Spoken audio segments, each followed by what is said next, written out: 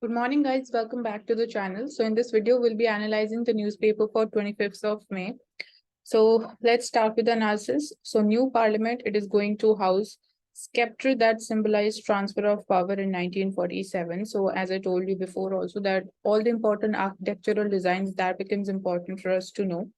So Prime Minister Modi, he will install the Sengol. It's a scepter which was given by British to India's first Prime Minister Jawaharlal Nehru to represent the transfer of power in 1947, and that would be there in the new Parliament building that would be inaugurated this Sunday on 28th of May. So the scepter was kept in a museum in Prayagraj. Formerly, that was Allahabad, and it will be installed near the podium of the Lok Sabha Speaker as well. So Sengol, it makes the spirit of August 15, 1947 unforgettable, and and the Parliament House, it is the most appropriate and sacred place to install it there. So transfer of power, it is not a mere exchange of documents. It is done. Government, it runs according to the traditions and culture. So Sengol in the new parliament building indicates the sentiments espoused by Nehruji in 1947. So definitely its importance is very high, and it was originally used to mark the handing over of the power from one king to another during the Chola dynasty in Tamil Nadu. So even this becomes an important fact. So 5 foot long, intricately carved, unbending gold-plated silver scepter with a finial of Nandi, that is bull deity, was specially commissioned by the then Thiruvadurai Adhininam and was handed over to Nehru. So Thiruvadurai Mutt, it is located in Malladurai district of Tamil Nadu, which is at the heart of the erstwhile Chola kingdom.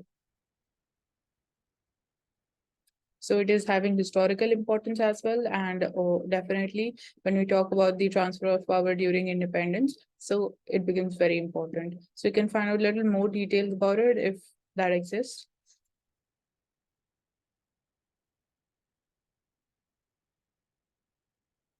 So won't let anyone mar the India-Australia ties, says the Indian Prime Minister. So yesterday also we saw talked about the India-Australia ties. President, he's on a visit there.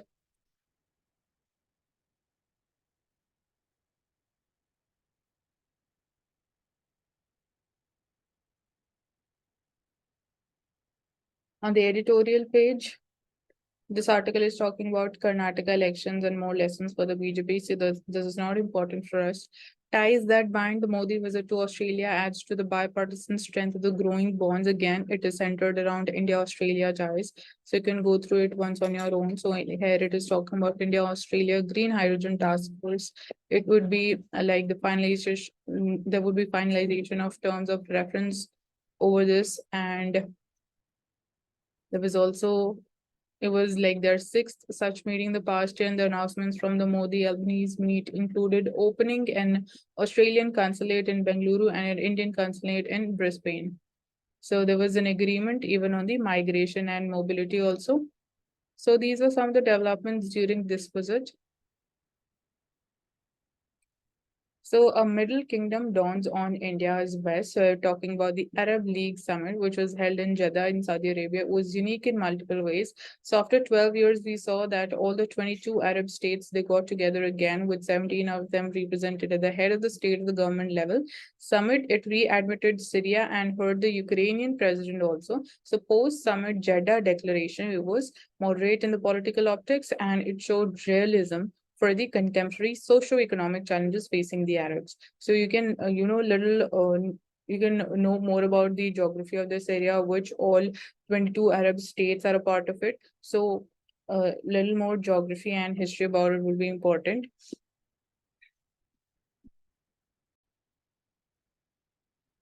So talking about the Saudi angle, may we are seeing that there is emergence of Saudi Arabia under the Crown Prince Mohammed bin Salman MBS as the main arbiter of the Arab world's agenda kya hone wala for the foreseeable future. So major role has been played by Saudi Arabia. So during the months of the run-up to the summit, Crown Prince MBS took several steps to declutter the kingdom's regional agenda. He held triple summits in Riyadh with the Chinese president. Relations with Iran, they were also normalized, aiming to end nearly 45 years of hostility and geo-religious rivalry. This reduced the friction among them. Respective proxies, they are in conflict in the Yemen war.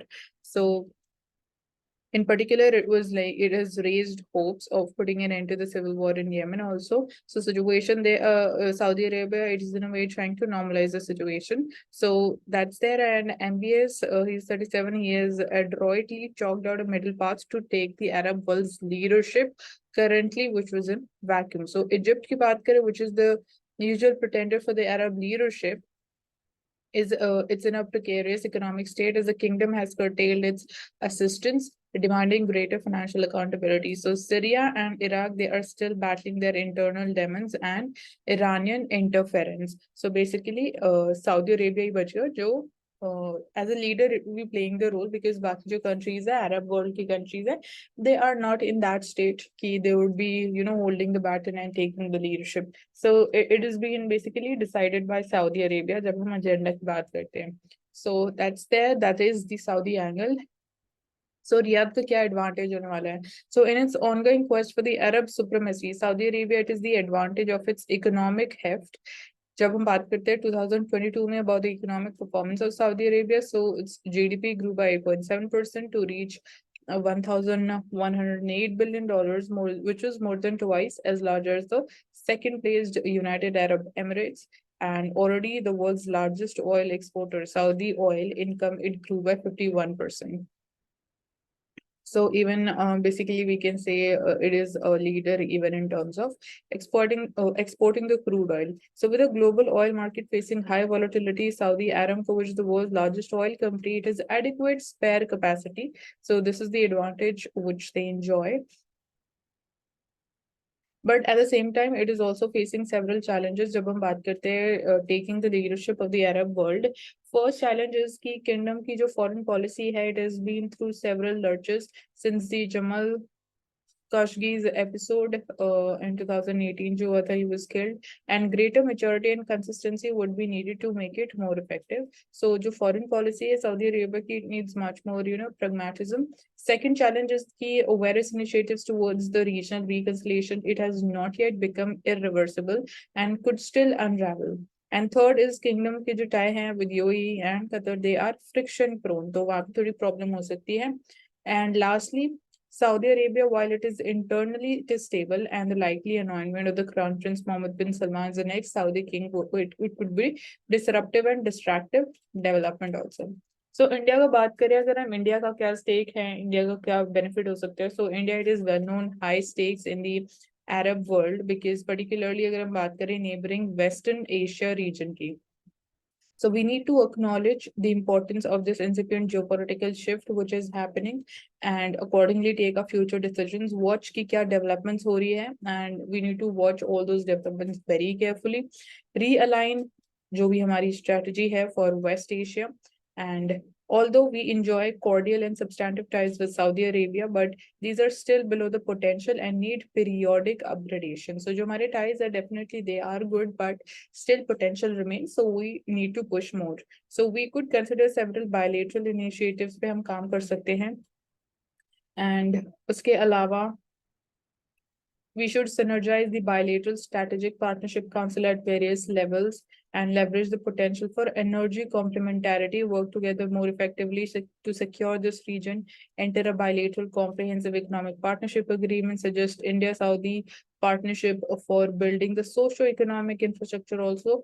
So, and we can raise our participation in various projects under the kingdom's ambitious vision 2030 plan. So यहाँ पे cooperation का plan, cooperation की जो potential है, that is a lot, and बहुत सारे ऐसे areas हैं जहाँ पे India and Saudi Arabia, they can work together. So that is what मतलब ये India के लिए matter करता है, and India को क्या करना चाहिए with the way the geopolitics is changing in Western Asia.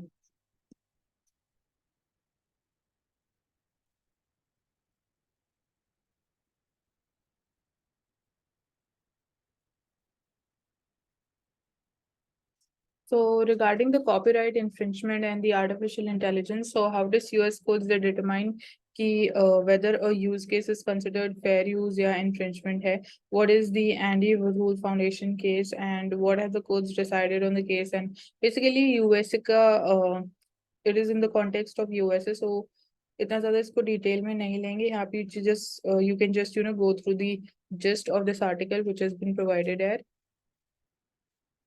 And India की अगर हम बात करें तो टेक्नोलॉजी के पर्सपेक्टिव में आप थोड़ा जनरेटिव आर्टिफिशियल इंटेलिजेंस के बारे में थोड़ा और फाइंड आउट करोगे, ये एक इम्पॉर्टेंट टर्म है एंड इसके क्या फीचर्स हैं, कैसे ये डिफरेंट है बाकी टेक्नोलॉजी से, so that becomes important. India की बात करते हैं तो what about the implications on Indian copyright law. So there may not be any direct implications for the Indian copyright law, जो भी यूएसए में चेंजेस हो रहे हैं, we just look at what other things and how things are shaping in USA. So copyright law, it protects the work of diverse artists and provides a set of exclusive rights for the artist over their creative output. But these are like exclusive rights. These are balanced with the rights of the users of such work, including other artists who might want to build on या comment on them with the help of diverse exceptions. So basically यहाँ पे copyright की बात की जा रही है कि actually copyright होता क्या है. So different jurisdictions, they follow different approaches to the exceptions. So USA, it follows an open-ended approach that does not specify exemptions beforehand. While India में जो law follow किया जाता है, we are following a hybrid model of exception in which fair dealing with the copyrighted work is exempted for the some specific purposes under section 52 of the Copyright Act of 1957. So India में we are having a hybrid model of exception जहाँ पे fair dealing with the copyrighted work उसको exempt किया जाता है and कुछ specific purposes हैं जहाँ पे उसको exempt किया जाता है, which are mentioned in section 52. So जो recent decision है of the US Supreme Court, it has added a more unpredictability to the process of being exempted from the copyright infringement liabilities. तो basically जो judgement आई है अभी US supreme court की, उससे चीजें थोड़ी और कॉम्प्लेक्स हो गई है और अनसर्टेन होगी और ज्यादा कंफ्यूजन हो गया है कि कौन से ऐसे सर्कमस्टेंसेस रहेंगे जहाँ पे you will be exempted from the copyright protection. So चीजें थोड़ी और कॉम्प्लेक्स कर दी गई है। अब हम बात कर रहे हैं कि इस चीज का, इस चेंज का इंडिया के ऊपर क्या कोई इम्पैक्ट होगा या नहीं।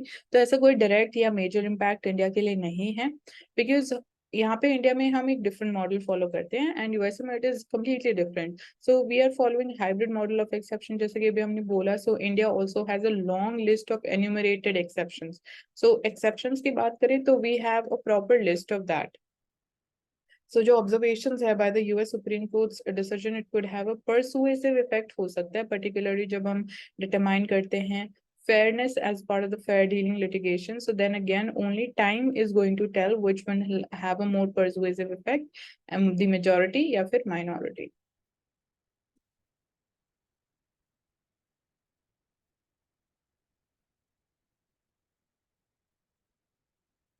So independence of judiciary, it is the part of the basic structure of the constitution, says the Supreme Court. So judiciary, it must possess the power to compel the payment of money, which is necessary to carry out its mandated responsibilities. So Supreme Court has held कि जो independence of district judiciary है, it is part of the basic structure of the constitution, and judicial independence from the executive and the legislature requires judiciary to have a say in the matters of finances also. तो उसके पास अगर like judiciary के पास adequate finances रहेंगे तभी तो वो independence को maintain कर पाएंगे। तो that's why this is what supreme court has said. And जब हम केशव नंद भारती केस की बात करते हैं या डॉक्ट्रिन ऑफ बेसिक स्ट्रक्चर की बात करते हैं, सो प्रॉपर एवोल्यूशन क्या हिस्ट्री रहा, कहाँ पे इस डॉक्ट्रिन को यूज किया गया, ये हम ऑलरेडी डिस्कस कर चुके हैं। And this is a very important topic because recently we saw कि Keshavananda Bharti judgment, it has completed 50 years, so that's why this topic becomes very very important and you need to know कि क्या सारी important judgments है related to this doctrine, कैसे ये evolve हुई and again कहाँ पे इसको use किया गया in different judgments, and कैसे again basic structure की हम बात करते हैं तो क्या एक proper defined definition है, क्या कॉन्स्टिट्यूशन बात करता है बेसिक स्ट्रक्चर के बारे में, क्या एलिमेंट्स है, क्या हम बोल सकते हैं कि इसकी एक देयर इज एक्सक्लूसिव डेफिनेशन या एक्सक्लूसिव कंपोनेंट्स हमें ऑलरेडी पता है, क्या ये ट्रू है या नहीं, या फिर how it is different. So all of that becomes important.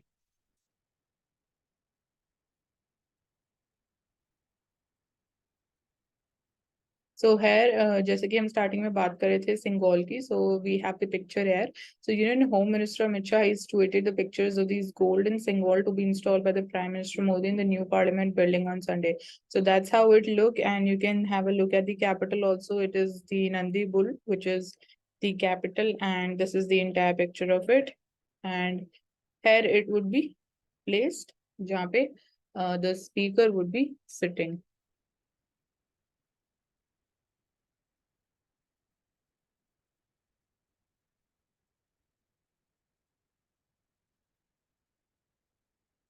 So India set to triple the speed of its fastest supercomputers. So supercomputers, quantum computers, how are they different? एक तो ये important topic हो जाता है. So processing the power to such a degree eases the complex mathematical calculations required for the accurate weather forecasting. So application is it's very important कि कौन से ऐसे areas हैं जहाँ पे supercomputers को and quantum computers को use किया जाता है. And India की बात करें, India की क्या rank है when we talk about the global rank in terms of the number of supercomputers that we have. हमारा first supercomputer कौन सा था? So that's there. So यहाँ पे picture में this is how एक supercomputer ऐसा लगता है. And this is the Pratyush supercomputer. This is one of India's most powerful civilian supercomputer and is housed at the Indian Institute of Tropical Meteorology in Pune. So this is one of the supercomputers. So हम अगर processing power की processing speed की बात करें तो it is basically we are trying to install an 18 petaflop system over the course of this year. So the ministry that is related to it is the Ministry of Earth Sciences, and flop means floating point operations per second. They are an indicator of the processing speed of the computer. So petaflops, metaflops, likewise ये unit है. And petaflop, it refers to 1000 trillion flops. So processing power to such a degree greatly, it would be helping in easing the complex mathematical calculations. So जो complex mathematical calculations है, एक ही application भी है of supercomputers, and definitely weather forecasting में इसको use किया जाता है because their accuracy is high. So currently India का जो most powerful supercomputers है उसमें Pratyush and Mihir, which is a combined capacity of 6.8 petaflops. They are housed in Indian Institute of Tropical Meteorology in Pune and then National Center for the Medium Range Weather Forecasting in Noida. So since हमने यहाँ प्रत्युष और मिहिर की बात करी, so these are the two supercomputers that we have. So एक और super computer जो हमने इंपोर्ट किया है फ्रॉम फ्रांस में से, उसका अभी name it is not been decided. So it is imported from the French corporation and it's an information technology service and consulting company, जहां से हमने इसको इंपोर्ट किया है. एंड अगर हम वर्ल्ड लेवल पर बात करें तो वर्ल्ड का सबसे fastest high performance computing system in the world is currently Frontier Cray system which is at United States. So it has a peak speed of 1 exaflop, और हम बोल सकते हैं 1000 petaflops. So this is the speed, and यहाँ पे we are having a speed of only 18 petaflops. ये 1000 petaflops. So you can imagine the difference. And the top 10 other systems हैं, they are based on speed. उनकी range is between 400 to 60 petaflops.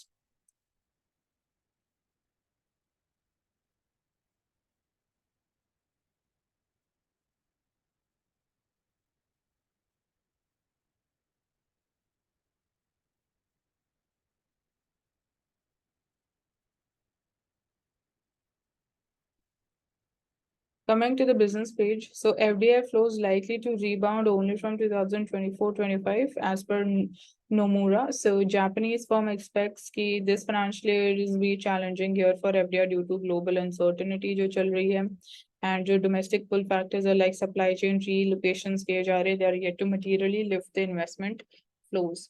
So inflows जो हैं they are interrupted. Net foreign direct investment it shrank by 25%. Because of tight monetary policy also in the developed markets. So that's there, and they are likely to remain sedate this year as well, and they'll be rebounding the next financial year.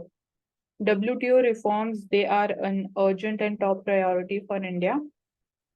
So what are the reform areas? What is India's demand, and क्या ऐसे issues हैं जिसमें India is a party? At WTO, क्या proper mechanism है dispute settlement जो mechanism है WTO का to resolve the disputes, and WTO से related कौन से important agreements है that is important for us.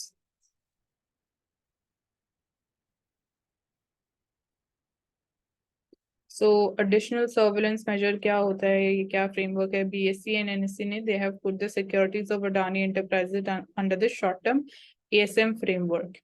So this is stage 1 effective from, it will be effective from 25th of May. And under this like decision जो exchange है उन्होंने बोला जो applicable rate of margin होगा that will be 50% या existing margin whichever is higher. So that would be subject to the maximum rate of margin capped at 100% with effect from May 26 on all the open positions. So RBI governor ने बोला है कि जो ₹2000 notes को withdrawal किया जा रहा है from the circulation, it is not going to disrupt the economy because liquidity अभी ऐसा कोई प्रॉब्लम नहीं है. So that's there, and your trade and business activities and they are going on. It is not being used in transaction. It has like completed its life cycle, so it was time to take it out.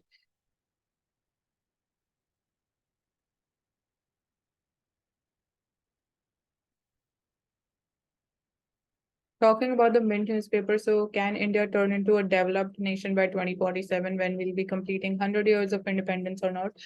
So यहाँ पे आपको बस ये पता होना चाहिए कौन से important indicators हैं जब हम बात करते हैं about any developed nation. So कौन से important factors हैं that becomes important that we'll be having a look at. So इस graph में basically परफॉर्मेंस दे रखे हैं इंडिया की बेसिकली अपर मिडिल इनकम में, lower middle income and high income में. So India, it is currently at the lower middle income country with a GNI per capita of $2,170. So we are right now a lower middle income country. And we entered this category in 2008-9 at this point of time.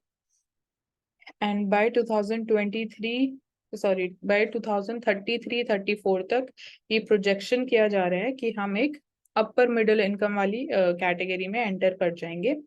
And उसके अलावा जो high income category है आप उसका projection भी देख सकते हो कि व्हाट इज द लिमिट. यहाँ पे it is talking about the GNI per capita and यहाँ पे the time is given.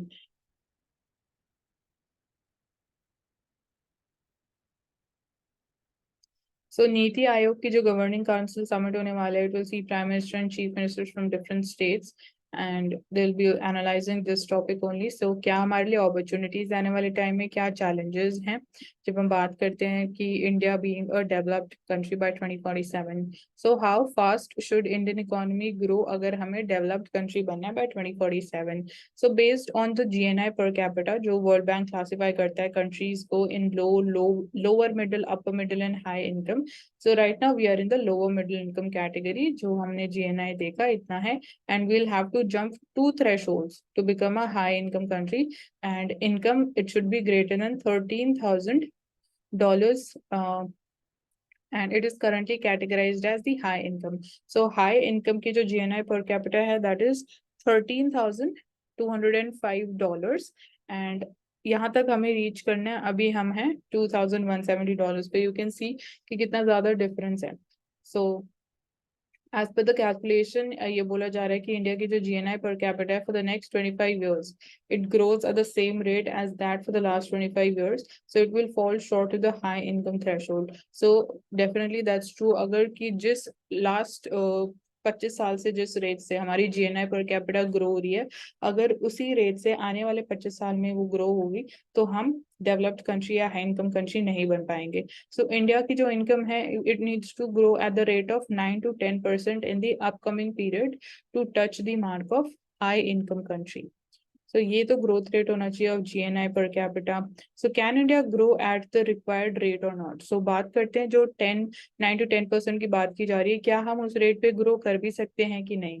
So India notched up a remarkable rate of growth 2000s में अगर हम बात करें, बट अगेन वो स्लो डाउन हो गया because of the global financial crisis, and that existed till 2010s. So India, it took just 5 years from 2003-4 to 2008-9 to double its income from 520 to $1,000, which helped it shed the tag of low income country. So सिर्फ 5 साल में ही हमारी जो income थी वो double हो गई, and we were out of this category of low income. But it then took 10 years to further double the income. But उसके बाद और हमें 10 साल लगे to double that income. And this shows कि even before COVID-19 also, pushing this target here of becoming the $5 trillion economy from 2024 to 26, India had been slowing down. So before COVID-19 से पहले जो हमारी economy थी, it was slowing down, and economy उसके बाद Definitely it is picked up, but it will not be easy to sustain the growth rate as the base is expanding. So because population is also expanding in India, so even that is a challenge, and इस rate पे sustain करना एक बहुत बड़ा challenge है हमारे लिए. So what is the plan likely to look like? So plan कैसा होना चाहिए, हम ये बारे में बात कर सकते हैं. So government it will likely focus on 7 to 8 areas. So 7 to 8 areas क्या है जो हमारी इकोनॉमी के लिए इम्पोर्टेंट है एंड ह्यूमन डेवलपमेंट के लिए इम्पोर्टेंट है. So small businesses they will focus on job creation, and there's then there's growth in manufacturing and export. So ये एक next focus area है, manufacturing sector and export. Agro, food processing, capital expenditure, it will also get attention, as will the ease of doing business and women's labor force participation. So ये important areas है. I'll just repeat them once again. Human development, small businesses, job creation, manufacturing, exports, agro, food processing, capital expenditure, ease of doing business and women's labor force participation rate. So these are going to be the focus areas. So what can work in India's favor? क्या चीज काम कर सकती है हमारे favour में? देखो, इसको बोलना कि ये चीज for sure it would be working in our favor, ये थोड़ा like impractical हो जाएगा. बट जब हम बात करते हैं median age of 28, India it is a young country, and working age population that is between the age group of 15 to 64, it will only shrink from 2065. तो we are enjoying this advantage of demographic dividend. So एक तो ये चीज हमारे favour में है. So इसका मतलब जो young Indians are which are entering the workforce, which are earning money and they are driving the demand. So same it cannot be said for China obviously. China का जो ये एडवांटेज था, it is over and it is rapidly ageing. So वहां पे the burden is increasing. Secondly, बात करें developed countries, they are looking to diversify their manufacturing bases beyond China. So countries are looking for other options, and India must seize this opportunity as the global supply chain realignment that is happening. So this is an opportunity for India and cement its place as a manufacturing alternative to China. So these are two main opportunities that are in front of India. Challenges की बात करें तो pushing the jobs and manufacturing, it needs more private investment, and that has been sluggish for over a decade. So attempt to crowd in the private investments through public spending, उस चीज ने इतना कोई major role नहीं play किया है. So that's great deal of there is great deal of interest in the production linked incentives, but state policies they will also play an important role. So जो PLI scheme है definitely उससे हम देख रहे हैं काफी advantage मिल रहा है, but हर state की जो different policy है focusing upon how it would be attracting the private investment, that is also going to play an important role. Then boosting the female labor force participation, which is dropping, and उसको boost करना is very important. So this drop and जो unemployment rate है India में, it is indicating कि India is struggling to tap the demographic dividend. So opportunities को tap करने के लिए भी right policies at the right time, right schemes होना, right amount of funds होना, that is very important. So this was an important topic.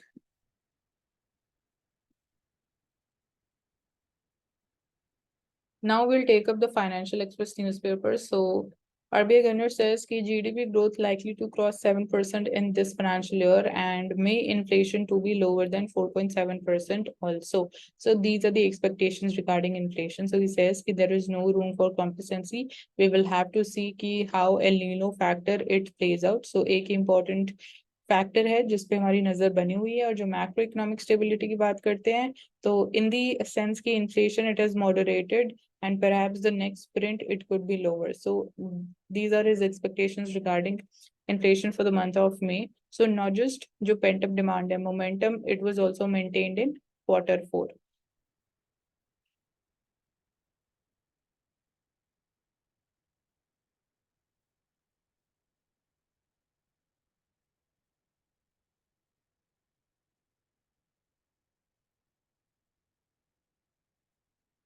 So big relief for the cash-strapped highway developers. We are seeing कि road construction में बहुत सारे ऐसे projects है जहाँ पे delay देखा गया है. So finance ministry note to convert the bank guarantees to the surety bonds. So Nitin Gadkari says कि I'm happy to tell you that the road transport secretary talked to the finance secretary and has agreed कि they would be converting the bank guarantees to surety bonds, and now ये मतलब कि National Highways Authority of India, it can convert the bank guarantees to the surety bonds. So insurance surety bonds allowed by the Insurance Regulatory and Development Authority, it has been brought as a replacement of the bank guarantees, and 5 insurance companies have already launched these ISBs products. However, the market hai for these bonds that is yet to take off. So surety bonds के बारे में थोड़ा आप और find out कर सकते हो. इसके अलावा avoid mis-selling of the products, CA tells the finance industry. So chief economic advisor, he asked the finance industry to absorb self-restraint and stop the predatory practices, mis-selling of the products and data misuse.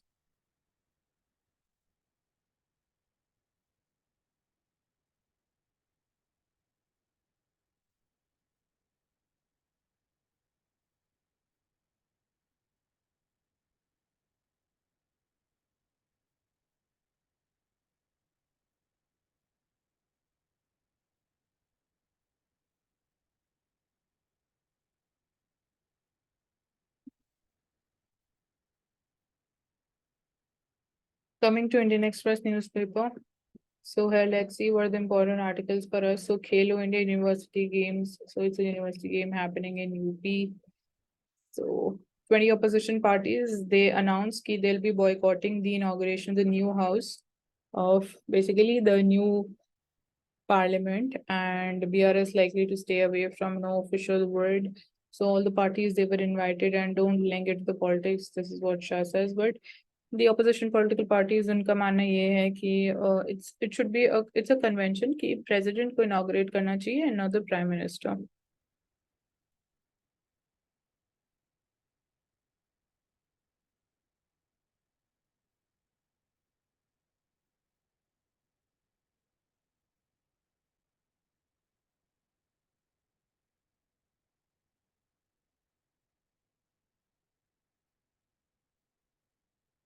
So Modi raises the temple attacks in talks with the Albanese, says ties in T20 mode. So जो attacks किए जा रहे हैं on the Indian temples in other countries, so that has become one of the issues.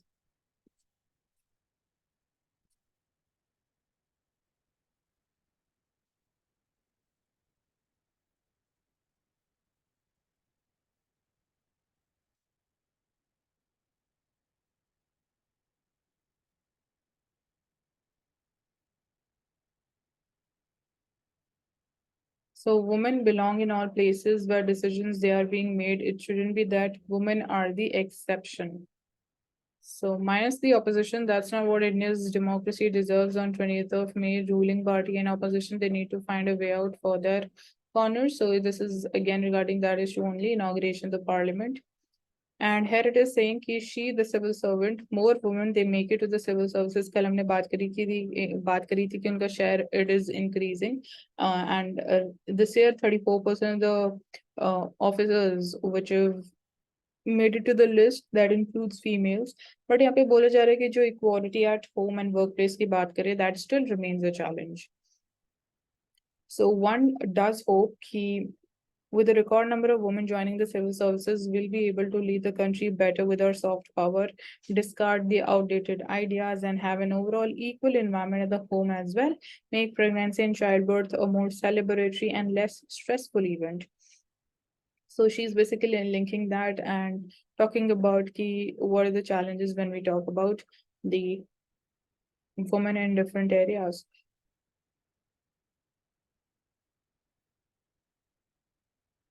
Again, here it is about that 34% milestone women's, they make it to the civil services, and non-discriminatory work culture is needed.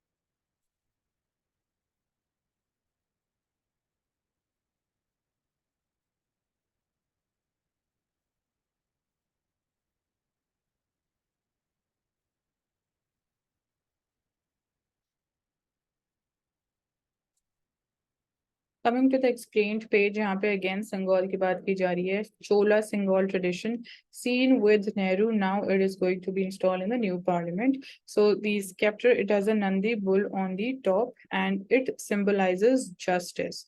So here you can have a look. It's a very beautiful picture, very like clear picture that is there. So Nandi bull is on the top. It's the capital of it. And historical relevance की बात करें, Chola tradition रहा है. And union home minister he said कि inauguration the new parliament building will see prime minister Modi install a historic sceptre from the Tamil Nadu next to the Lok Sabha speaker's seat. So ये सिंगल जवाहरलाल नेहरू को क्यों दिया गया था? सो इंडिपेंडेंस से पहले Lord Mountbatten, he was the last viceroy, said कि Nehru, if there was he asked Nehru if there was a ceremony that should be followed to symbolize the transfer of power. So this was basically a symbol ki the independence or the transfer of power is happening and it has been transferred to India. So India is an independent country. So that was the importance and that was the reason why it was done.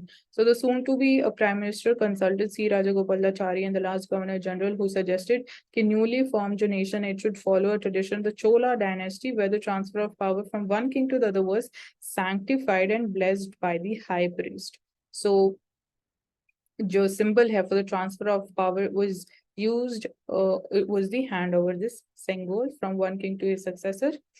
And इस सिंगल को कैसे बनाया गया? So historian Aniruddh, who is the author of the Lords of the Deccan, says कि to arrange a scepter, Raja Gopalachari reached out to various mutt in Tamil Nadu, and it was this place. It was the Thiruvadurai Athena, which is a well-known mutt in Tanjore district. It provided this symbol.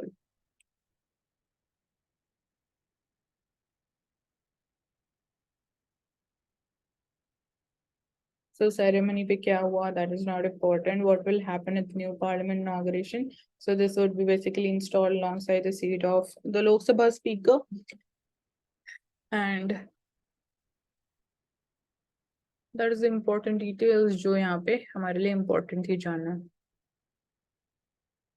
So FIPIC, इसके बारे में हम पहले बात कर चुके हैं. Prime Minister Modi recently attended a meeting of the 14 Pacific Ocean island nations in Papua New Guinea. So FIPIC actually है क्या? It was like launched during Prime Minister Modi's visit to Fiji in 2014, and 14 island countries हैं जो part है FIPIC का. They are the member. This and this includes all these countries. So आप इनकी एक बार location देख लोगे, that would be important. And they are located in the Pacific Ocean to the northeast of Australia. So idea क्या है behind the formation of FIPIC? So according to the grouping's website, despite their relatively small size and considerable distance from India, many of the island countries हैं, they have large exclusive economic zones. So EEZ is the distance up to which coastal nation they have jurisdiction of the ocean. So यहाँ पे आपको जो 200 nautical miles तक है, that is the EEZ beyond the nation's territorial sea. So as website notes, India का जो larger focus है, that is on Indian Ocean, where it has sought to play a major role and protect its strategic and commercial interests. So FIPIC का जो initiative है, it marks a serious effort to expand India's engagement in the Pacific region as well, जहाँ पे China is also active. So legal questions in the narco test. So because of this protest by the wrestlers and wrestlers ने बोला कि ठीक है, we agree to the narco test, but that would be under the Supreme Court supervision. So इससे regarding what are the legal questions in the narco test, protesting wrestlers उन्होंने बोला कि they are willing to take a narco test, and 2010 ruling में Supreme Court had laid down guidelines for the narco test. So what is evidentiary value of the information जो हमें obtain होती है through such narco test? तो narco and polygraph को अगर हम समझे, तो नार्को टेस्ट में एक ड्रग इंजेक्ट किया जाता है बॉडी ऑफ द अक्यूज्ड के अंदर, एंड जो ट्रांसपोर्ट करता है, which transports them to a hypnotic or sedated state in which their imagination उसको न्यूट्रलाइज किया जाता है. So किसी भी इंसान के अंदर जो इंजेक्ट किया जाती है ड्रग, उसके थ्रू मतलब आप थोड़ा लाइक बेहोशी वाली हालत में हो जाते हो, एंड उस हिप्नोटिक स्टेट में accused it is understood is being incapable of flying. तो ये माना जाता है, ये हमारी समझ है कि उस स्टेट में एक इंसान झूठ नहीं बोल सकते हैं, तो it is expected to diverge the information that is true. So जो ड्रग यूज किया दैट इज जो ड्रग यूज किया जाता है that is the sodium Pentothal,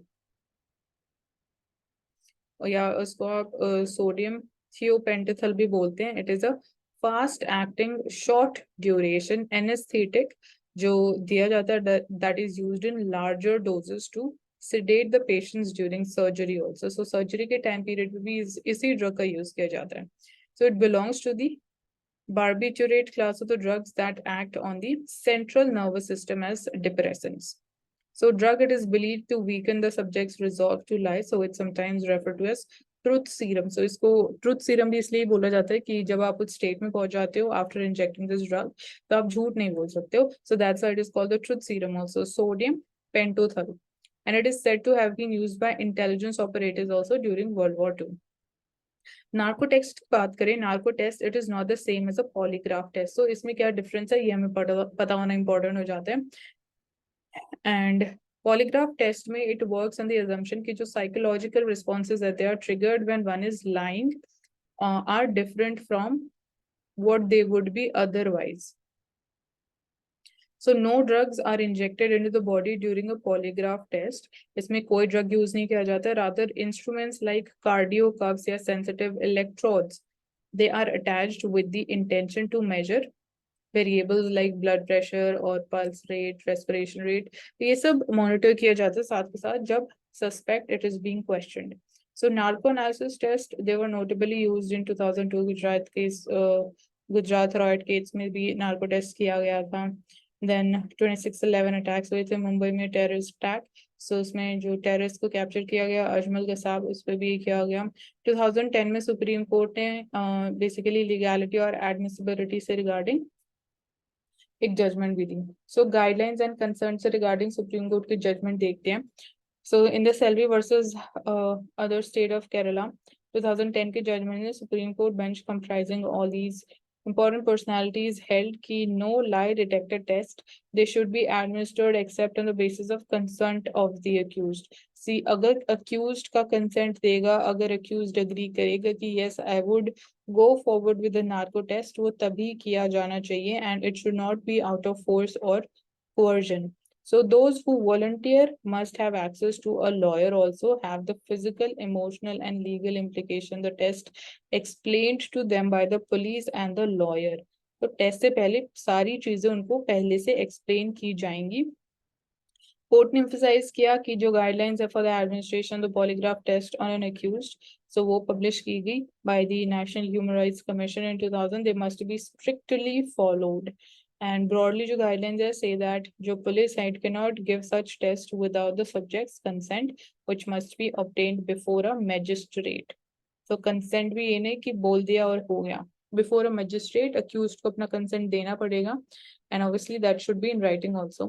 So taking into consideration the international norms क्या है regarding the human rights, because यहाँ human rights वाला angle भी आ जाता है।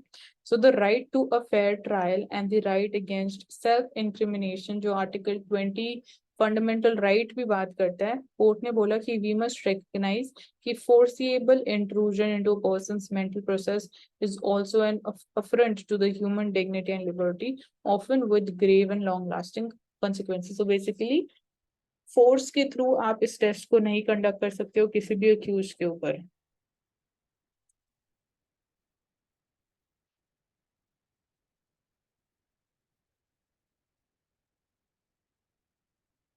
So यहाँ पे तीन बेसिकली अलग जजमेंट्स के एग्जांपल दे रखे हैं जहाँ पे अक्यूज ने मना कर दिया कि will not go forward with the narco test. And 2010 से पहले क्या सिचुएशन थी जब कोई गाइडलाइंस नहीं थी, तो उस टाइम पे मद्रास हाई कोर्ट ने 2006 में इट ऑब्जर्व कि since accused did not come forward with the truth, scientific test resorted to by the investigative agency did not amount to the testimonial compulsion. And when there is a hue and cry from the public and the human rights activists, key investigations, sleuths, they adopt third-degree methods to attack the information. It is high time key investigating agencies they took recourse to the scientific methods of investigation. So what is the evidentiary value of the tests? So जो results रहते हैं narco test के, they are not considered as confessions. Since those in a drug inducted state, they cannot exercise their choice in answering the questions put to them.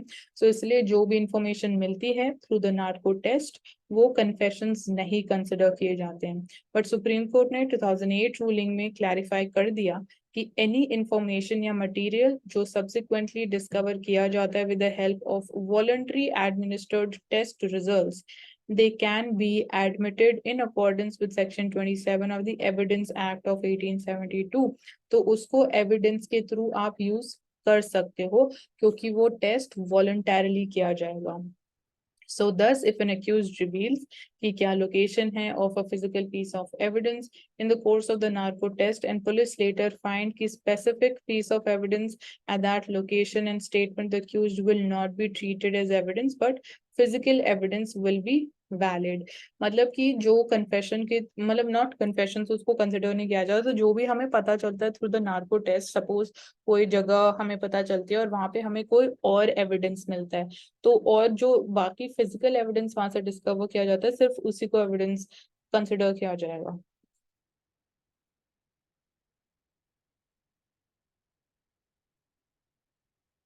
So doing business rank and state of economy. So यहाँ पे 2018 में India shot up to top 50 in the World Bank's ease of doing business ranking. India was then in the middle of the massive growth deceleration. उस time पे demonetization किया गया, GST आया, and जिससे MSMEs पे बहुत ज़्यादा impact हुआ. So उस टाइम पे we were in the top 50 in the ease of doing business ranking.